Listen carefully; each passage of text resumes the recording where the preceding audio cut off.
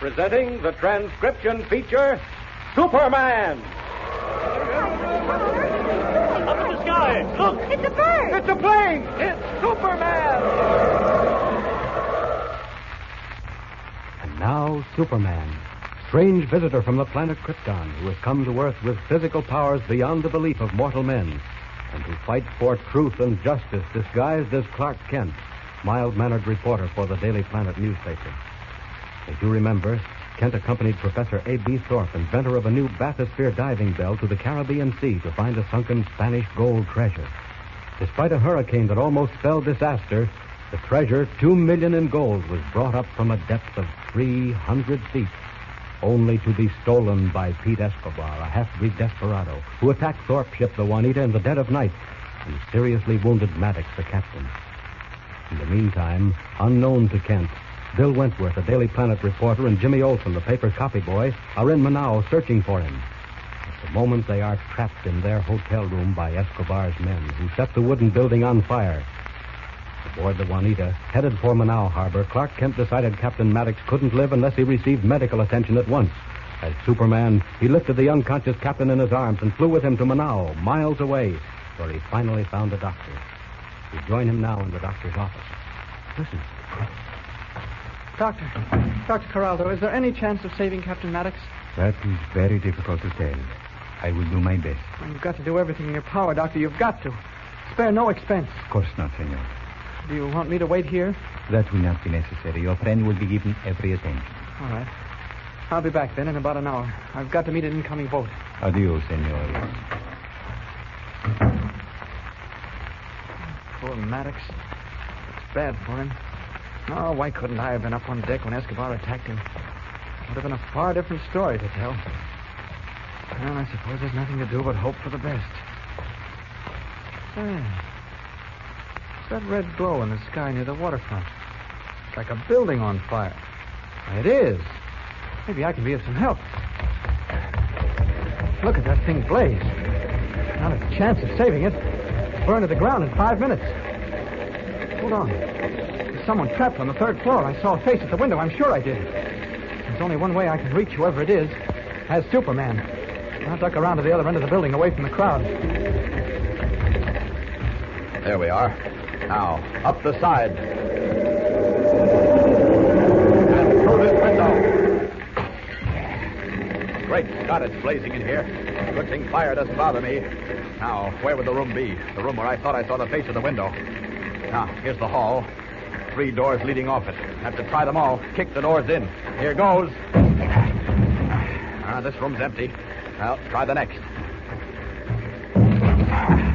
Empty. Only one to go.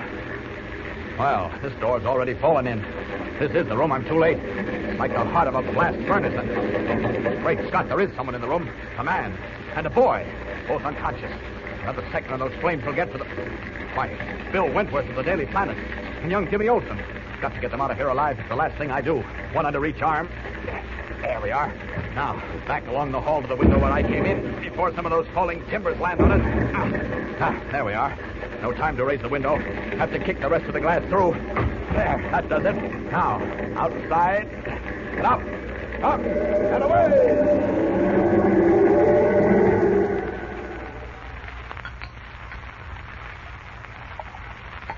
All right, come on, Jimmy. Another glass of water. Oh, Mr. Kent, that's all I've been doing. Drinking water. My insides are floating. Well, you know what Dr. Corrallo said. Plenty of liquid. Being exposed to those hot flames so long dehydrated you. What does that mean? Well, when you've been dehydrated, most of the water is gone from your body. And the human body must have water to live. So down the hatch with it, young fellow. Okay. That's it. That's the last glass I'll drink. I feel all right, Mr. Kent. Say, how's Bill Wentworth? Well, he got a few bad burns on his hands and legs, but he'll be all right in a day or two. Now then, suppose you take a deep breath and tell me everything that happened before you were caught in that hotel fire. First, I want to know how we got out. Last thing I remember, the door fell in and the room filled up with fire. Oh, never mind about that. What were you doing in the hotel in the first place? Pete Escobar's men chased us up there from the Paradise Cafe. Yes? I told you how we went to the cafe to hire Escobar's boat. Uh-huh. And how I found that Spanish gold piece on the floor. Yes, but how did Escobar know that you were connected with the Juanita and Professor Thorpe? Oh, well, that was my fault. I told him we wanted the boat to look for the Juanita. Oh. Are you sure, Jimmy, that the gold piece you found was an old Spanish doubloon? Positive. Bill Wentworth saw it, and he said it was. Mm-hmm. The date on it was 1784. Well, that makes it old enough, doesn't it? Yep, it's part of Professor Thorpe's treasure, all right. Now we have to figure out a way to get it back from Escobar. Well, I'll help you. No, you won't. Huh? You got all the adventure you're going to have on this trip. No. Incidentally, young fellow, this is the second time you've stowed away on a plane. What do you think Mr. White's going to say when he finds out? Oh, he won't find out if you don't tell him. Oh, I see. Expect me to keep things undercover for you, huh? Mm. Well, I don't know. It all depends on how you behave from now on. If you stay out of trouble, I might be inclined to forget what happened. Oh, gee, Mr. Kent, you're swell. Save the bouquets for later, Jimmy. Now, you stay right here at Dr. Corralo's house while I go down to the docks to meet the Juanita. Should be in soon. Oh, please let me come along. No, nothing doing. Oh, please, Mr. Kent. No, now, you're supposed to rest. I feel fine, really, I do. Well, you sure? Absolutely. Never felt better in my life. Well, maybe it'll be safer to take you with me. At least I can keep an eye on you. Come along. Oh, gee, thanks. Remember now, Jimmy, you get yourself into trouble again, it'll be the last time I ever go.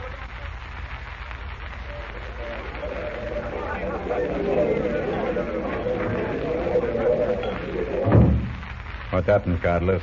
It took a long time. To start the fire, Escobar, take time. The fire. See, we chased them, the man and the boy, to the hotel. So? They would not come out of the room, so we burned them out like rats.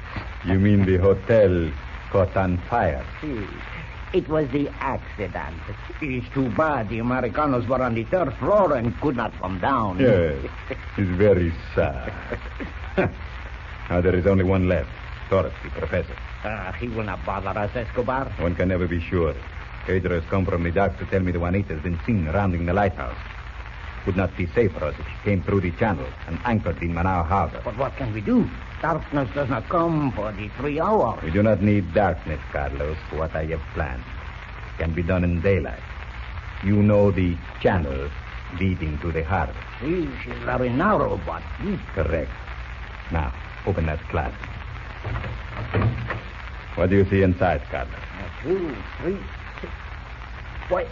Why are they cannonballs with chains? No, Carlos. They are not cannonballs. They are small underwater mines with which to blow up ships. Mines to blow up ships? See, Carlos. And they are just right for the Juanita. Bring them out, but handle them gently. Sure. What you do with them, huh? The channel leading to Manao Harbor is narrow, no? We will place the little mines across the channel so that when the Juanita comes through, she cannot miss them. But come, time is short. Here. I will carry 4 of them. Follow me out the back door.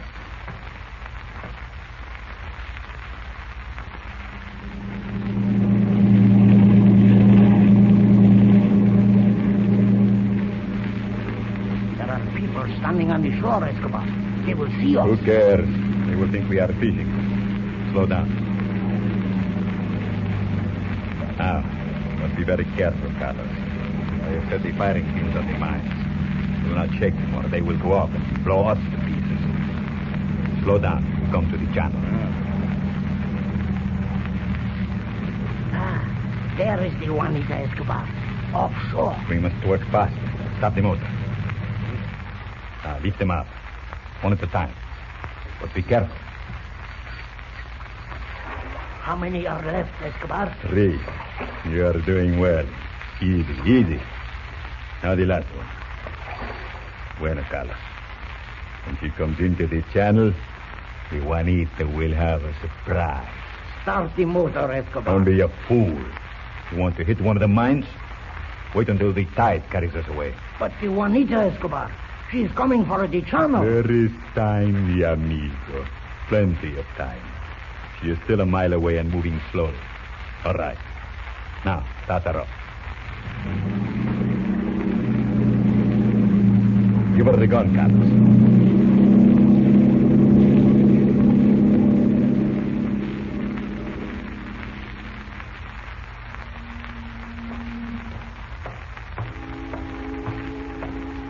Gee, Mr. Kent, I never knew the Juanita was that big.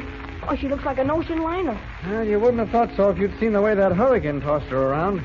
But she's a sturdy little ship, all right. Any other boat would have broken in two. How's your eyesight, Jimmy? Oh, pretty good. Can you see anybody on deck? Mm-hmm. There's a man standing at the rail on the left side. Jimmy, I'm surprised at you talking about the left side of a boat. Huh? Why, there's no such animal. Oh, he is on the left side. Ah, you mean the port side. Oh, sure. Now, can you see his face? Is he an elderly man with a white goatee? Mm-hmm. I think he is. Well, then it's Professor Thorpe. Will he be surprised to see me? Say, how does the boat come into the harbor? Why, through that narrow channel between those rock jetties over there. Out there where the motorboat is? Yes, that's right. That motorboat had better get out of the way or the Juanita will hit it. Oh, no, don't you worry, Jimmy. Say, what's the motorboat doing out there in the channel anyway? Oh, fishing or testing the depth of the water. Say, Hmm? one of them just dropped something overboard. Huh? I said one of the men in the motorboat just dropped something overboard. Oh.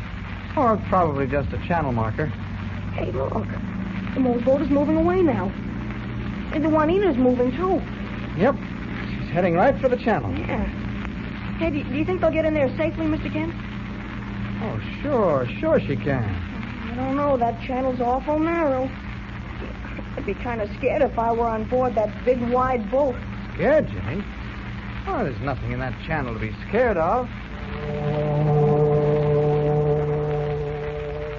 Nothing to be scared of. If only Clark Kent knew how wrong he was. But only Escobar and Carlos, watching the Juanita from a wooded cove far up the shore, know that 8 deadly underwater mines are strung across the channel, waiting to blow Professor Thorpe's ship sky high. What chance has Superman of saving the Juanita? What can he do standing on the dock in the guise of Clark Kent? Tune in next time and follow the thrilling story with Superman. And remember, tune in the next thrilling installment of the transcription feature, Superman. Up in the sky. Look. It's a bird. It's a plane. It's Superman.